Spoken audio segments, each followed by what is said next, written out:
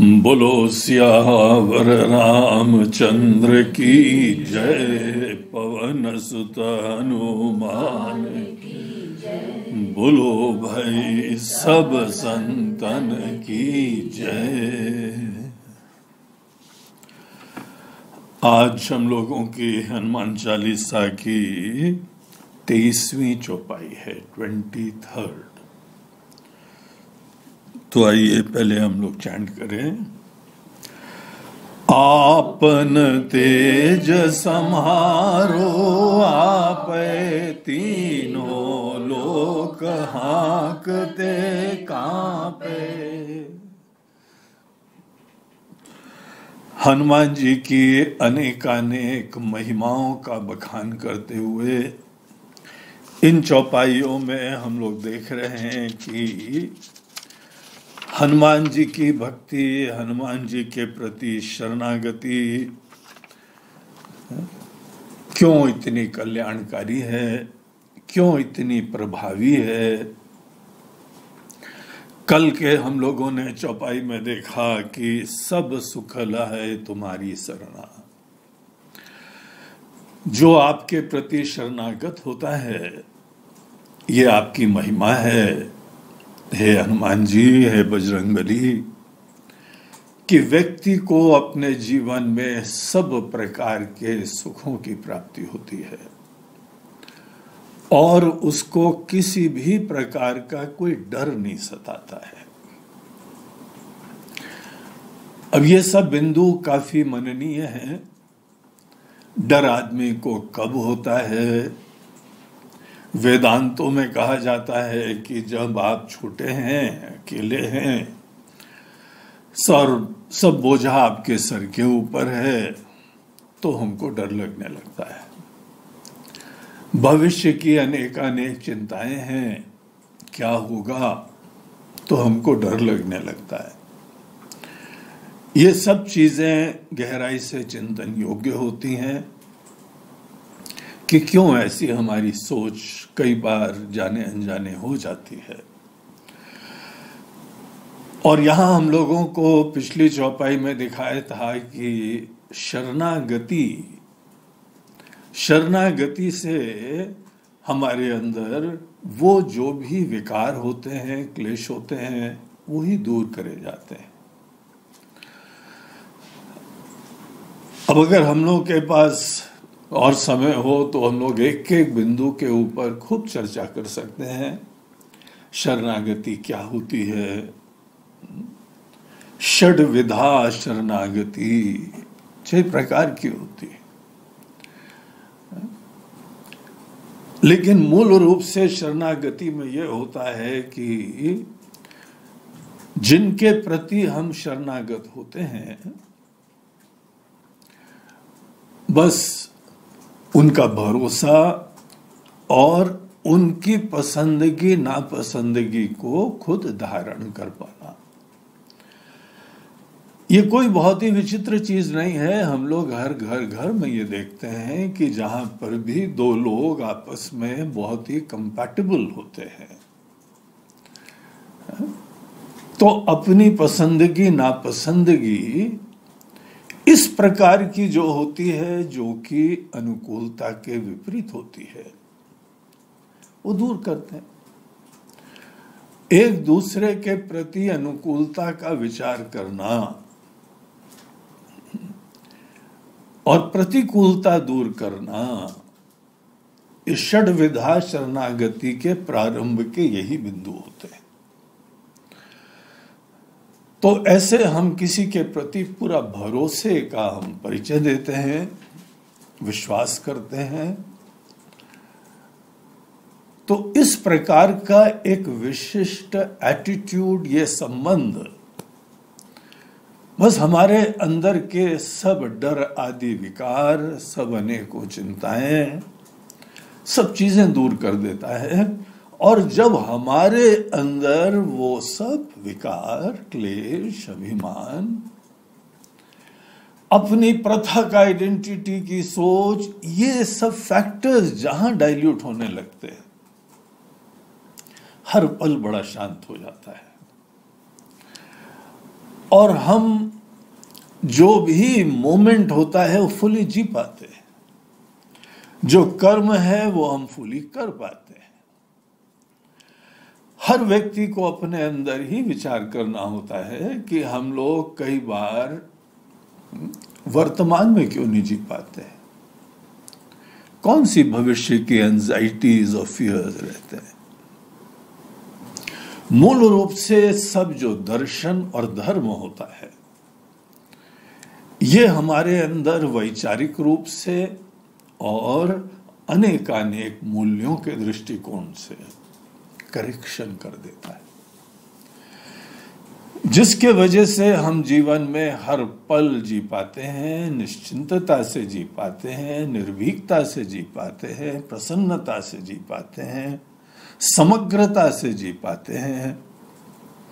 हमने ये समस्त शास्त्रों में यही देखा है कि ये आर्ट ऑफ लिविंग ही है, और इस आर्ट ऑफ लिविंग में हर व्यक्ति को अपने आप को पहचानना होता है।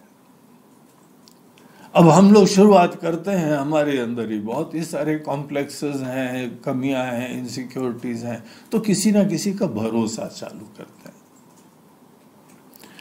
किसी समर्थ का भरोसा, किसी ज्ञानवान का भरोसा। वही हमारे लिए एक लाठी बन जाते हैं, सहारा बन जाते हैं, और हम सीखते जाते हैं। और क्योंकि अच्छे लोग हैं इसीलिए हमारा किसी प्रकार का कोई शोषण या नुकसान ऐसा नहीं होता है। यही हर व्यवस्था में विकास के तरीके होते हैं। हनुमान जी की महिमा ऐसी है कि इतने ज्ञानवान हैं, इतने समर्थ हैं, विवेकी हैं। देखिए, अनेकों बार जहां हनुमान जी की चर्चा होती बोलते हैं राम भक्त हनुमान। ये लोकाचार है। शिष्टाचार क्या है कि भक्त तो हैं लेकिन ज्ञानी नाम अग्रगण्यम, ज्ञान गुण सागर। तो ज्ञानी देखना चाहिए। हनुमान जी की शिष्ट लोगों की दृष्टि उनके ज्ञानी होने में है। हाँ, ज्ञानी लोग अंदर प्रेमी होते हैं, धन्य होते हैं, निस्वार्थ होते हैं और ईश्वर का भजन भी करते हैं। ईश्वर भी उनसे अलग नहीं होते हैं। ये भी अज्ञान में लोग जो है उससे भगवान को अलग ही भजते रहते हैं। बोलते हैं सब नासमझी लोगों की। शरणागति में हम अलग हैं, वो अलग है, ऐसा नहीं होता है। प्रेम गली अति साकरी जा में दो न समाए। संसारी व्यक्ति के लिए हम होते हैं और दूसरा होता है, यहां दो समाने की कोशिश करते हैं। और प्रेम गली जो संत लोग यही कह गए हैं, देखो जरा सोचो, प्रेम से जहां पर भी जीना है वहां दो लोगों के ईगो के क्लैशेस नहीं होने चाहिए। एक सज्जन थे, बोलते हैं हमारे घर में बड़ी शांति रहती है। बोला भाई वो कैसे, बड़ी खुशी की बात है, लेकिन रहस्य क्या है, तुम कुछ बताना चाहते हो? बोलते महाराज जी हमारे घर में अशांति होती नहीं। बोला क्यों नहीं होती बताओ तो। बोला हमारी बीवी जो कहती है मान लेते हैं। अब वहां पे ईगो क्लैशेस कहाँ होंगे भाई? ईगो क्लैशेस वहां होंगे जहां बेगम साहिबा जो कह रही हैं वो जो है पति महोदय मान नहीं रहे। अगर दो लोगों के विचार बहुत ही स्पष्ट हैं, डेफिनेट हैं और थोड़े विपरीत हैं, महाभारत की भूमिका बन गई। क्लैशेस होने हैं वहां पे। लेकिन अगर कहीं पे एक ने दूसरे के प्रति इतना विश्वास का परिचय दिया कि इसके इंटेंशंस अच्छे हैं, इसकी भावना अच्छी है, इसकी अकल अच्छी है, सुझाव अच्छे होते हैं और हमारे हित के होते हैं, परिवार के हित के होते हैं, तो बस ठीक है, अब हमारी तरफ से कोई जो है आपत्ति नहीं। ऑपोजिशन पार्टी खत्म। ऑपोजिशन पार्टी खत्म हो गई है तो वो सोच लो लोकसभा कितनी बढ़िया चलेगी। लेकिन हाँ, अपने विचार भी हम दे पाए, आपस में अन्योन्य विश्वास के साथ हम सलाह मशवरा कर पाए और फिर उसके उपरांत निर्णय ले लें। ये तो सबसे आइडियल तरीका है। तो हनुमान जी जो है वो बहुत ही ज्ञानी है। देखिए, भक्ति एक साधना होती है। भक्ति में हम ईश्वर को अपने आप से अलग समझते हैं और उनके प्रति बहुत ही आराधना भावना रखते हैं। यह ज्ञान काल में होता है। हनुमान जी जैसे भक्त है ना, वो राम जी ने भी जो पूछा, तुम्हारा हमारा परिचय क्या है हनुमान, तो उन्होंने बोला, भगवान देह के दृष्टिकोण से आपकी सेवा के लिए उपलब्ध हैं, देह दृष्टिया तो दासो हम, और ये हमारा जो जीव है वो आपका अंश है।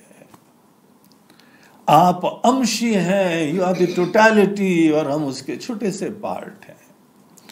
कभी भी कोई पार्ट अपनी टोटलिटी से अलग ही नहीं होता है, तो हम आपसे अलग ही नहीं होते हैं कभी। इसीलिए हनुमान जी को कोई आतुरता नहीं होती है, जल्दी से जाओ भगवान के दर्शन करो, बोलते हैं अलग है ही नहीं।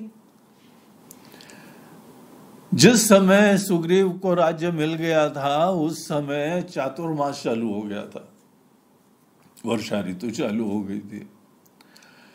राम जी वन के अंदर ही थे। हनुमान जी के पास कोई ऐसा बंधन नहीं था कि वो जो है फुल टाइम वहां पे सुग्रीव के पास ड्यूटी दें। प्राइम मिनिस्टर है वो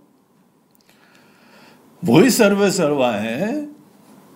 लेकिन ऐसा नहीं था कि रोज रात शाम को जो है राम जी के दर्शन तो कराएं एक बार। बड़ी आश्चर्य की बात है। सब बोलते हो बड़े परम भक्त हनुमान, परम भक्त हनुमान। ये कैसी भक्ति? भगवान के पास एक बार दर्शन करने के लिए नहीं गए। चातुर्मास किष्किंधा के बाहर भगवान जी की कुटिया, न सुग्रीव निकले न हनुमान जी निकले, तो भी भक्त हैं। देखो, जो एक भक्त के लक्षण होता है वो ज्ञान में धीमे धीमे श्रद्धा भावना उत्पन्न करनी होती है।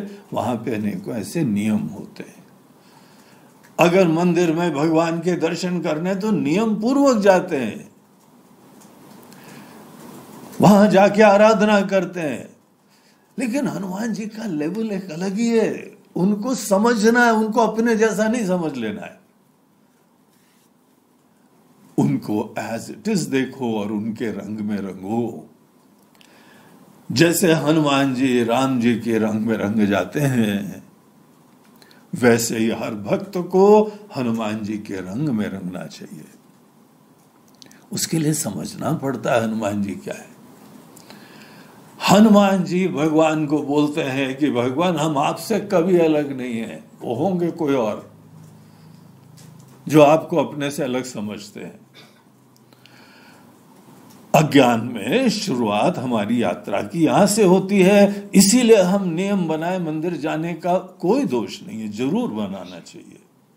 नित्य पूजा का बनाना चाहिए, जप का बनाना चाहिए, उनके दर्शन का बनाना चाहिए। लेकिन अपने जैसा हनुमान जी को थोड़ी समझना चाहिए, क्योंकि हम इस लेवल के ऊपर हैं तो हनुमान जी भी ऐसे ही भक्ति करते होंगे। हनुमान जी कभी अपने आप को राम जी से अलग नहीं देखते हैं। दर्शन का आनंद आत्मा की दृष्टि से नहीं, जीव की दृष्टि से भी। आप अंश अंशी के संबंध के ऊपर विचारिए। जो अंश है, जैसे हमारी उंगली शरीर का जो है वो अंश है, शरीर अंशी है, और हमारी जो है कोई भी अंग इसका अंश है। कभी अलग होता है क्या? अलग होने की संभावना ही नहीं है। हमारी उंगली अलग होगी तो उसका अस्तित्व ही खत्म। उसी तरीके से पूरे हम ब्रह्मांड के अंतर्गत के एक जीव हैं। ब्रह्मांड के कण कण में हमारे राम जी हैं। हम कहां अलग हैं? ये ज्ञान प्राप्त हो जाने से लेवल चेंज हो जाता है। और ये भी नहीं, हनुमान जी तो बोलते हैं प्रभु केवल जीव के दृष्टि से नहीं, जीव भी तो एक अभिव्यक्ति है आत्मा की। हम कितनी बार जो है अनेकों व्यक्तित्व तो हमने धारण करे हैं, तो हम अलग, हमारा व्यक्तित्व अलग। तो जो हम हैं मूल रूप से, उस दृष्टिकोण से भगवान हम आपसे अलग ही नहीं, हम आप ही हैं। देखो तो ज्ञान उनका। तो हनुमान जी की बड़ी ज्ञान की महिमा है भैया। उनका जिसके पास ऐसा ज्ञान होता है वही मुक्त होता है, वही भगवान को प्रिय होता है, उसी ने आत्म विसर्जन कर दिया होता है, वही ज्ञानी होता है, वही योगी होता है, वही भक्त होता है। ऐसे हनुमान जी के पास बहुत बल, जैसे मानो ईश्वर के अंदर जितना बल होता है ना, वैसे इस प्रकार के ज्ञानियों में ऐसा बल हो जाता है। उस बल की हमको इस चौपाई में चर्चा कर रहे हैं। बोलते हैं कि इस 23वीं चौपाई में आपन तेज समारो आप। हे हनुमान जी, क्या तेजस्विता है आप में, अद्भुत प्रकार का तेज है, बल है, शौर्य है, उत्साह है, शक्ति है, पराक्रम है, प्रभाव है, पौरुष है। ये सब अनेक अनेक प्रकार के तेज के रूप होते हैं। तो जब किसी को आप तेजस्वी देखो, इतिहास के किसी पात्रों में देखो, कोई बहुत तेजस्वी व्यक्ति रहा है, तेजस्वी व्यक्ति के अंदर क्या विशिष्टता होती, क्यों तेजस्वी है? उस तेजस्विता के वजह से पर्सनालिटी चेंज हो जाती, मन के अंदर कॉन्फिडेंस होता है, बुद्धि के अंदर पूर्णता होती है, जीवन हमारा पूर्णता की अभिव्यक्ति होता है। दुनिया को जो है वो ईश्वर की माया का विलास देखते हैं, इसीलिए किसी से डर नहीं लगता है। अगर आप ब्रह्म स्वरूप हैं और जगत मिथ्या है, ब्रह्म सत्यम जगन मिथ्या, अब जिसको ऐसा ज्ञान है, और हनुमान जी को हम लोग ज्ञानी बोलते हैं ना, ज्ञान गुण सागर बोलते हैं, तो उनका ये ज्ञान है। राम जी से हम कभी अलग नहीं है, जैसे राम जी ने ही ये शरीर धारण करा है। गीता के अंदर एक श्लोक आता है जो हम लोग भोजन के पहले चैंट करते हैं, ब्रह्मार्पणम ब्रह्मवीर ब्रह्माग्नौ ब्रह्मणाहुतम ब्रह्मैव तेन गंतव्यम ब्रह्म कर्म समाधि। खाने वाला भी ब्रह्म है, खाने के लिए चम्मच भी ब्रह्म, खाने के पदार्थ भी ब्रह्म, और बनाने वाला भी ब्रह्म, परसने वाला भी ब्रह्म, और खाने के बाद डकार मारने वाला भी ब्रह्म, डकार की जो है वो तृप्ति भी ब्रह्म। अब देखिए क्या दृष्टि हम लोगों को दी जा रही है। इस प्रकार से ज्ञानी लोग जिया करते हैं। तो हनुमान जी अपने आप को ऐसे पूर्णता के धाम देखते हैं। दो प्रकार के जीवन होते हैं, या तो एक प्रकार का जीवन होता है जो संसारी व्यक्ति का किसी चीज की तलाश कर रहे हैं, आई एम अ सीकर, हम ये सीख कर रहे हैं, वो सीख कर रहे हैं, ये एक कैटेगरी है।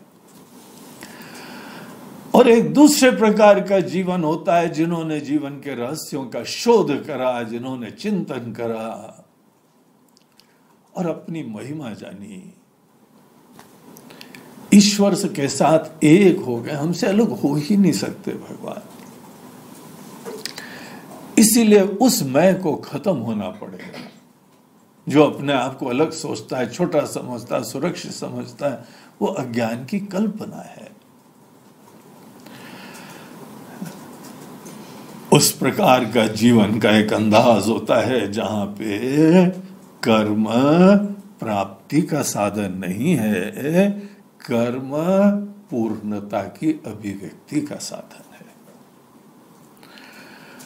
अज्ञानी आदमी कर्म से पूर्णता प्राप्त करता है, यही सोचता है। ज्ञानी पूर्णता की अभिव्यक्ति करता है। उसका उठना बैठना, चलना फिरना, सेवा, सब उसके ही कॉन्फिडेंस, पूर्णता का सूचक होता है।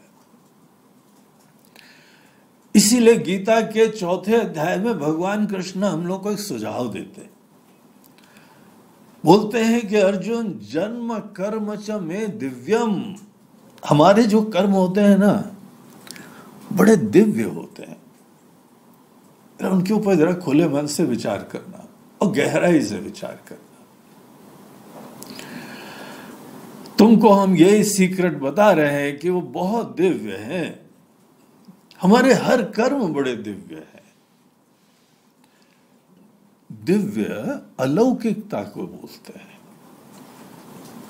डिवाइन को बोलते हैं, और डिवाइन पूर्णता से युक्त होके जीने को बोलते हैं। हम जो है पूर्ण है। क्या बात है, भगवान से एक होके जी रहे। ऐसे व्यक्ति के अंदर वो सब चीजें दिखने लगती हैं जो अभी तक हम भगवान के अंदर देख के गुणगान गाया करते थे। शुरुआत तो वही सबसे अच्छी होती है। ईश्वर के गुणगान गाओ, ईश्वर के गुणों का एहसास उत्पन्न करो, कॉन्शियस हो, महिमा देखो। जितनी भी दुनिया के अंदर महिमा है, सब ईश्वर से कनेक्ट करके देखो। दुनिया में जो ग्लोरीज भी देख रहे हैं, हम विभूतियां देख रहे हैं, उसको भी ईश्वर से जोड़ते हुए देखो। हर महिमा वाली चीज को देखो कि ईश्वर की यहां पे एक थोड़ी सी अभिव्यक्ति हो रही है। ऐसे होते हैं, देखिए हम लोग एक शब्द यूज करते हैं ना, भगवान। भगवान किसको बोलते हैं? जिसमें 6 प्रकार के भग बोलते हैं ऐश्वर्य को। जिसमें बहुत ही प्रचुर मात्रा में भग होते हैं, ऐश्वर्य होते हैं, वो भगवान होते हैं। जिसमें बहुत प्रचुर मात्रा में धन है, वो धनवान होता है, ज्ञानवान कोई होते हैं। उसी तरीके से भगवान होते हैं। ऐसे भगवान से आपने इतना प्रेम करा और इतना ज्ञान प्राप्त करा, और आज आपके प्रभु आपके आत्मा से युक्त हैं, आपसे युक्त हो गए। आप ही मानो वो ही हैं। अब यहां पे जीव नहीं बैठा है। ध्यान है ना, प्रेम गलियति साकरी। अगर आप हैं तो वो नहीं है, अगर वो है तो आप नहीं है। The choice is yours. Hanuman ji ने चॉइस ले ली, ने बोला भाई यहाँ पे हम ही हैं। जिस तरह के पहले व्यक्ति पहले पैदा हुए थे, सोचा था बचपन से, अब वो महाशय रफू चक्कर हो गए, अब वो बाधित हो गए। रस्सी पे सर्प की तरीके से उनको हमने रियलाइज कर लिया कि जैसे नहीं जानने के वजह से कुछ कल्पना हो जाती है, यहां पर भी अपने यथार्थ से अनभिज्ञ होने के कारण अपने आप को मात्र एक व्यक्ति समझ लिया हमने। एज दो व्यक्तित्व धारण करने से पहले कुछ थे ही नहीं। किसने व्यक्तित्व धारण करा? फलाने एक्टर ने यहाँ अच्छा रोल प्ले करा, उधर वो रोल प्ले करा। बोलते हैं ठीक है, जो व्यक्त हो गया स्क्रीन के ऊपर आ गया वो तो तुमने देख लिया, लेकिन किसने धारण करा है? कभी सोचो। भिन्न भिन्न रोल प्ले करने वाले का यथार्थ क्या है? तो हम लोग ये छोटे से जीव मात्र नहीं है। जीव भी हमारी अभिव्यक्ति है, लेकिन हम जीव नहीं है मात्र। हर जन्म में हमारे अनेक अनेक अभिव्यक्तियां रही हैं। हर अवस्थाएं में हमारी अनेक अनेक अभिव्यक्तियां रही हैं। अपनी अभिव्यक्तियां और अपने यथार्थ का विवेक करो। अभिव्यक्तियां बहुत सारी होती रहती। कौन है वो आप जो अनेकानेक रूप से अभिव्यक्त होते रहते हैं, जो उस मैं को, और हनुमान जी तो बताते हैं वो राम जी हैं भैया। हम सबका यथार्थ वही प्रभु हैं। अपने आप को व्यक्ति समझने में सौदा बड़ा भारी है। अगर छोटा सा व्यक्ति समझ के जीने लगो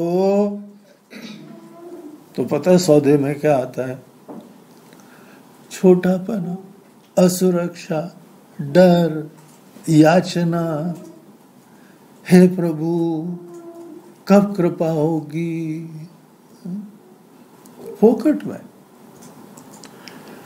नहीं जानने के वजह से, अपने आप को गलत जानने के वजह से, और एंडलेस तलाश। कुछ भी करते रहो जीवन में, खाली के खाली रहोगे।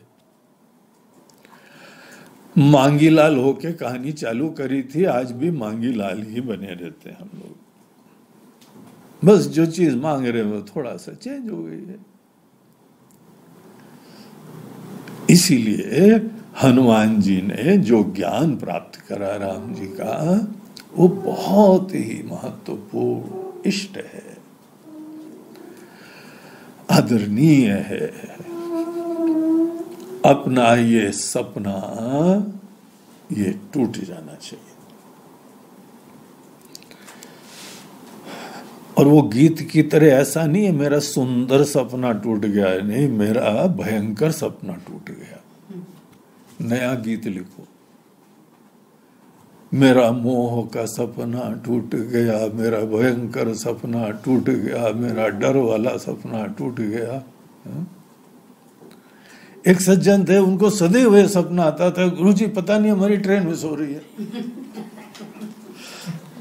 पता नहीं उसके जीवन में कौन सा कहां पे डर बैठ गया था। सवेरे जो है वो मुंह लटका के आता था, बोला क्या हो गया? आज फिर ट्रेन छूट गई। अरे राम, तुमको कहां जाना है? कौन सी ट्रेन से जाना है? बाय द वे तुमको पता है there is a good news, तुम पहुंच गए उस जगह गंतव्य पे। अच्छा आंख खोलो, आप गंतव्य में पहुंच गए हैं।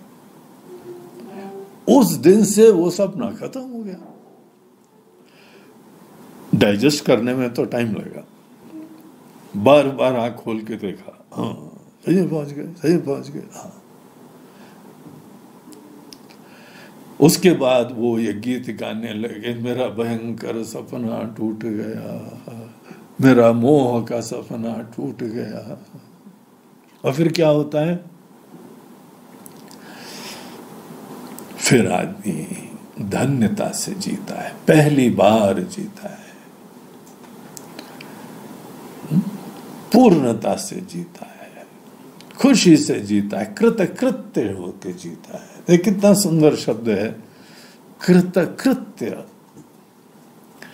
कृत्य जो करना था और कृत वो कर लिया, कृत कृत्यम।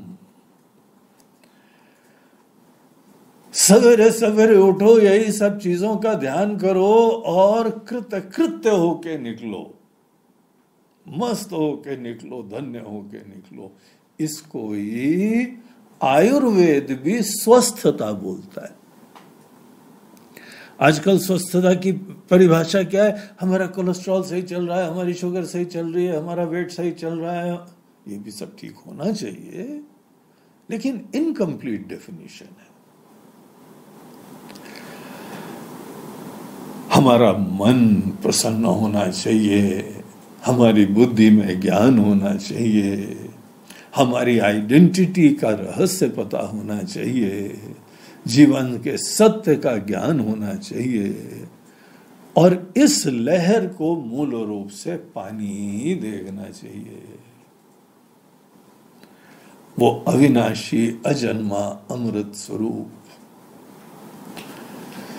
जन्म से पूर्व जो हम थे वो कभी खत्म नहीं होता है। जन्म के बाद जो अपने आप को सोचते हैं ना, बस वही खत्म होता है। इसीलिए जो व्यक्ति अपने मूल तत्व को जानता है वो तेजस्वी होता है। कितना तेजस्वी होता है? अकल्पनीय तेजस्विता होती है। इसीलिए अनेकानेक ज्ञानियों का जीवन पढ़ना चाहिए, भगवान की लीलाएं पढ़नी चाहिए, रामायण भागवत पढ़ना चाहिए। उसमें क्या दिखता है? जो पूर्णता से युक्त लोग जीते हैं वो कैसे होता है। आपन तेज समारो आप है, इतनी तेजस्विता है कोई झेल नहीं पाता है। हनुमान जी का बल क्या राक्षस लोग झेल पाए?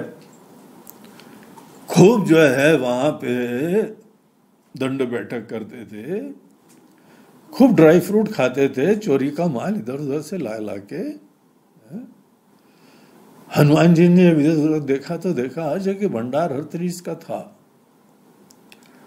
खाते पीते थे, मेहनत करते थे, लेकिन उसके उपरांत भी वो तेजस्विता नहीं है जो हनुमान जी में है। मेघनाथ भी बहुत बलवान था, अनुष्ठान करता था, दैवी शक्तियों का आवाहन करा था उसने, लेकिन इनके सामने कोई टिक ही नहीं पाता।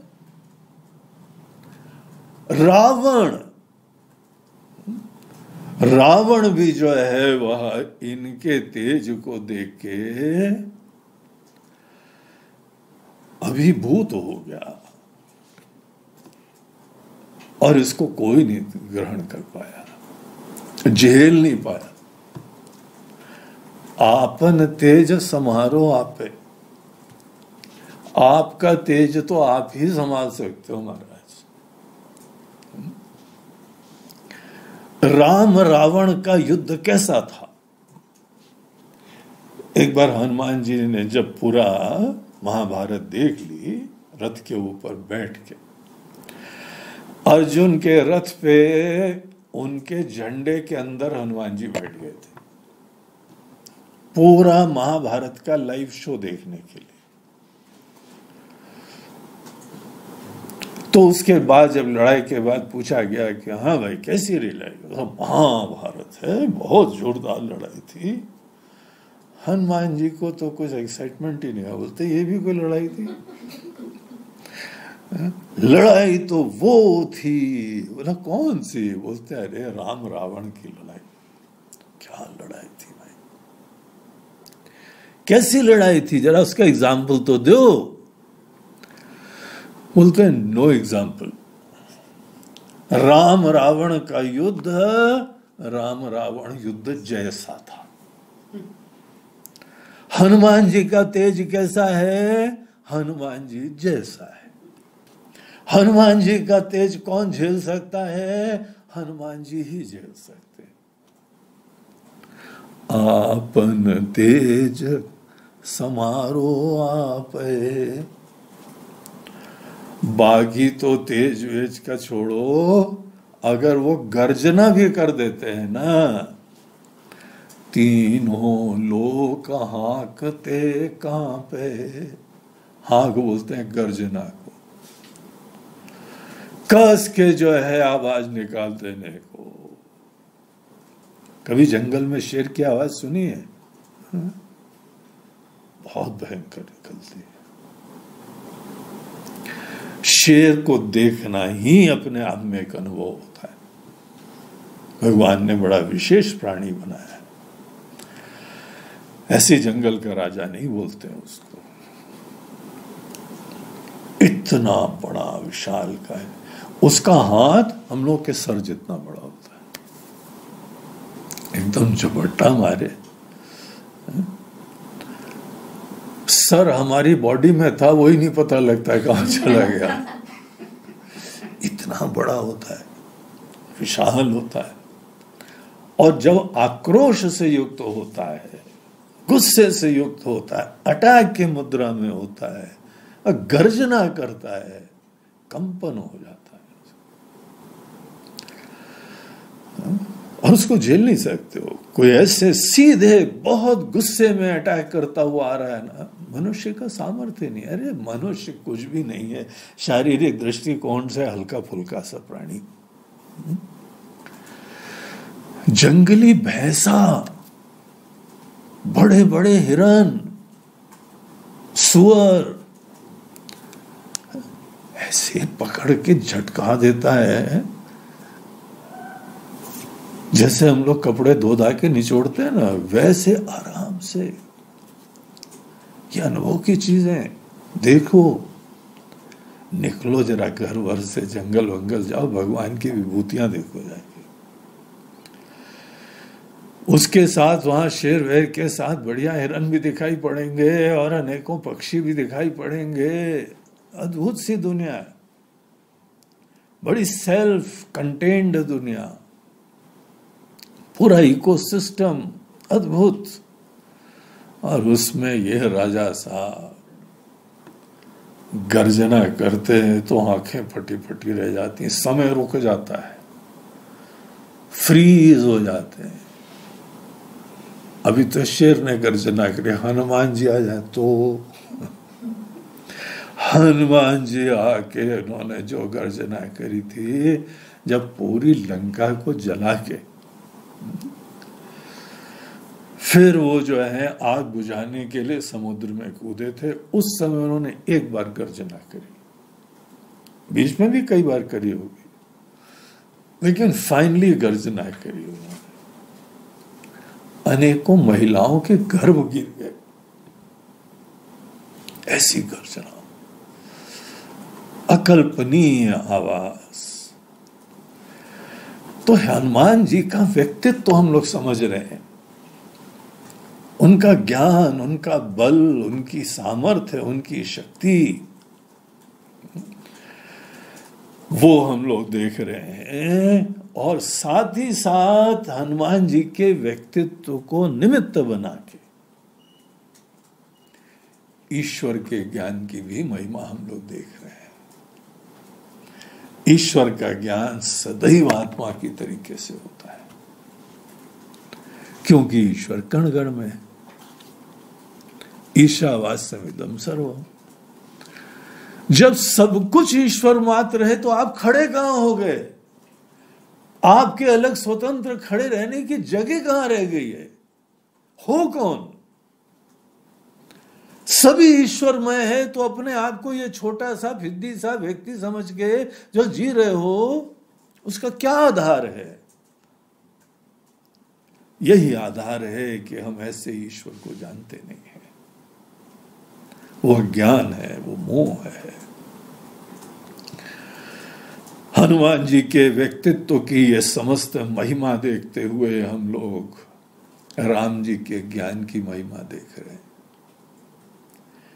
राम जी के ज्ञान की प्राप्ति में जीव के अभिमान, विकार, क्लेश, इन सब चीजों का विसर्जन हो गया। नहीं विसर्जन हुआ तो मत कोई मोह में रहो कि बड़ी भक्ति है। हरि भक्ति भी केवल हम की संतुष्टि मात्र है।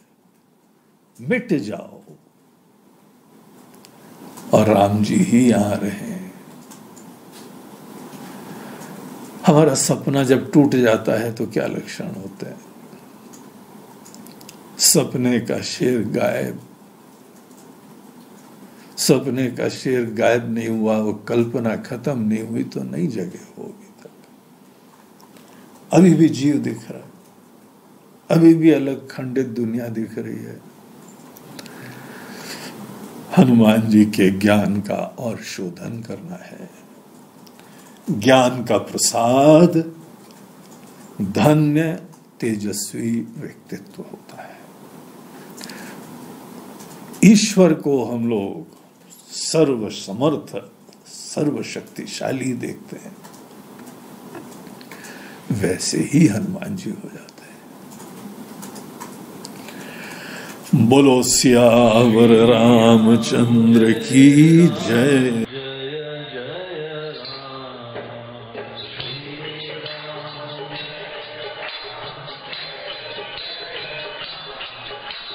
श्री